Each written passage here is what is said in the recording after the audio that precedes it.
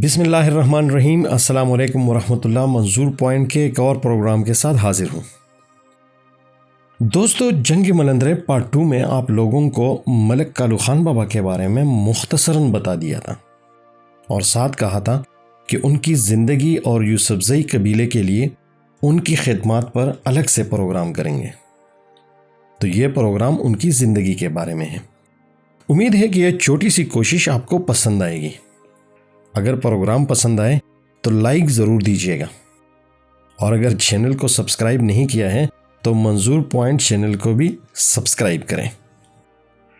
ملک کالو خان بابا ولد علی خان 1529 کو سوابی کے گاؤں کالوڈیر میں پیدا ہوئے۔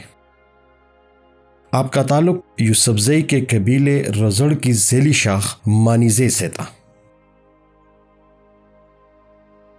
پھر روخان اور اخون درویز بابا کی لڑائیوں میں دونوں طرف یوسفزئیوں کی تباہی کے بعد ان کو امن اور اتحاد کی شدید ضرورت تھی۔ اس لیے ملک کالو خان بابا نے حالات کا جائزہ لیتے ہوئے یوسفزئی قبیلے کو دوبارہ منظم کرنے کی کوششیں شروع کر دیں۔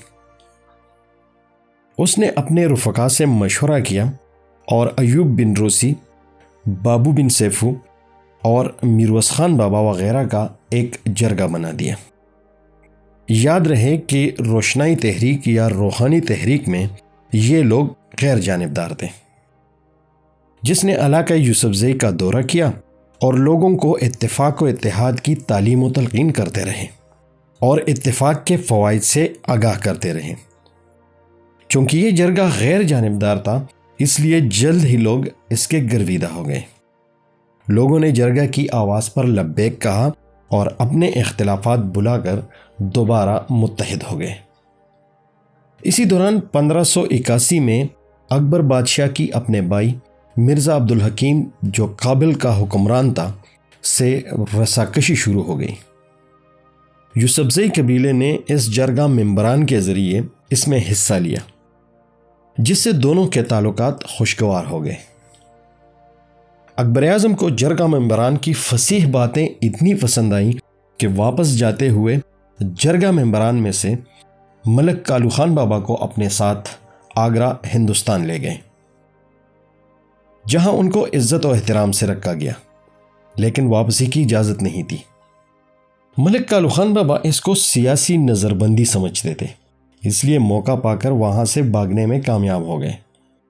لیکن اٹک کے مقام پر اکبر بادشاہ کے کاردار شمس الدین خان نے پہچان کر گرفتار کر لیا اور دوبارہ آگرہ بھیج دیا۔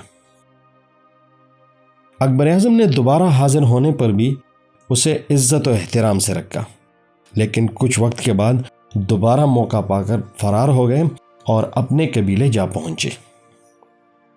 کہا جاتا ہے کہ اپنے قبیلے نے ان کو خفیہ پیغام بھیجا تھا کہ وہ واپس اپنے قبیلے میں آ جائیں۔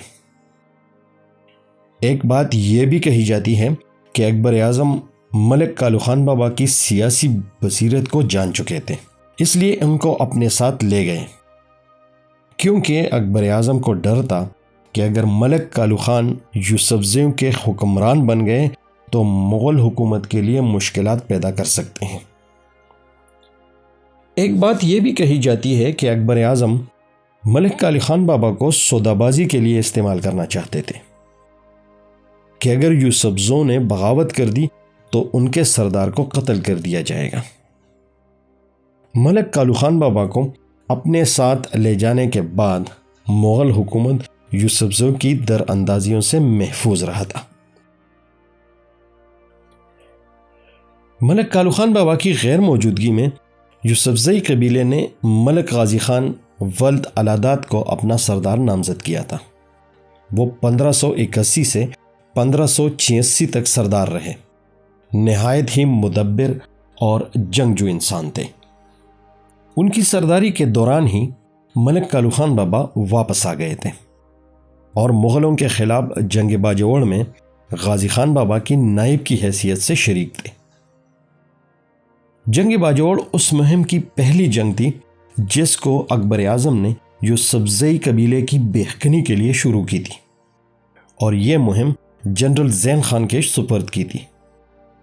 اس جنگ میں ملک غازی خان بابا کمال بہادری سے لڑے اور دشمن کی صفوں میں گھس گئے، لیکن گہرے میں آ کر جان کی بازی ہار گئے۔ اس جنگ میں یوسفزئی قبیلے کو شکست ہوئی، لیکن کالو خان بابا کی حسن تدبر نے لشکر کو مکمل ہلاک ہونے سے بچا لیا اور انتہائی نظم و ضبط اور احتیاط سے پسپائی اختیار کی۔ باجوڑ کی سرحد کے قریب ایک قصبے پر قبضہ کیا اور تعاقب کرنے والی مغل فوج پر اتنی تیر اندازی کرائی کہ ان کو رک جانا پڑا۔ مغل فوج کو فتح ملنے کے باوجود یوسفزئی قبیلے کے تعاقب کی ہمت نہیں ہوئی تھی۔ یہ لوگ اتنی زیادہ مزاحمت کر رہے تھے کہ جنرل زین خان کو چک درسوات میں پڑاؤ ڈال کر اکبر اعظم کو مزید فوج بھیجنے کی درخواست کی۔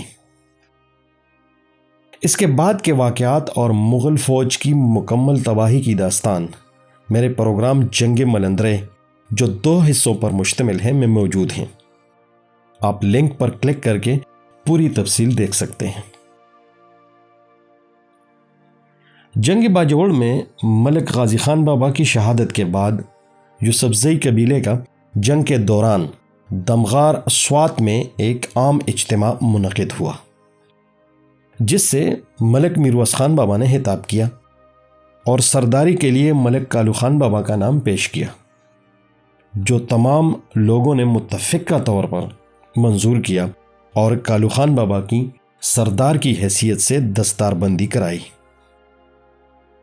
ان کی سردار بنتے ہی قوم میں نیا جذبہ پیدا ہوا اور مغل فوج کو پہلے درہ کڑاکڑ میں شدید نقصان پہنچایا اور پھر درہ ملندرے میں مکمل تباہ و برباد کر دیا، جس میں اکبر کے قریبی ساتھی اور جرنیل راجہ بیربل اور بڑے بڑے جرنیل مارے گئے، جس سے اکبر کافی رنجیدہ ہوا تھا۔